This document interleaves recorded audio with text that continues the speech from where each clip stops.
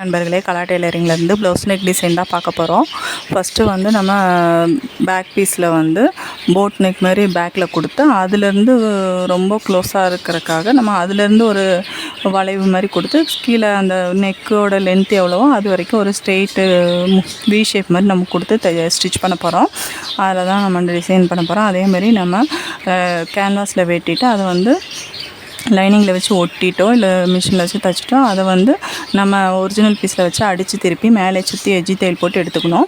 அதுக்கப்புறம் வந்து சின்ன சின்ன லூப் மாதிரி நீங்கள் ரெடி பண்ணிவிட்டு அதை வந்து 1.25 இன்ச் தள்ளி ஒரு சைடு ஃபுல்லாக நீங்கள் வைக்கணும். அந்த சைடில் எந்தெந்த இடத்துல வச்சுருக்கீங்களோ அதே சைடில் தான் ஆப்போசிட்டில் நேராக வச்சுக்கணும். வச்சுட்டு அதில் ரோப் கோர்த்துட்டு ரோப் கோர்க்கும்போது ஆப்போசிட்னு நீங்கள் மாற்றி ரோப் கோர்க்கணும். கோர்த்துட்டு அதுக்கப்புறம் ஒரு 1/4 இன்ச் லேஸை வந்து கழுத்தை சுற்றி நீங்கள் தச்சு எடுத்துகிட்டு அதுக்கப்புறம் வந்து கீழே பாட்டத்துக்கும் வந்து நீங்கள் தச்சு எடுத்துகிட்டு பார்த்தீங்கன்னா பார்க்க நீட்டாக இருக்கும். இது பிடிச்சிருந்தா லைக் பண்ணுங்கள், ஷேர் பண்ணுங்கள், மறக்காமல் சப்ஸ்கிரைப் பண்ணுங்கள்.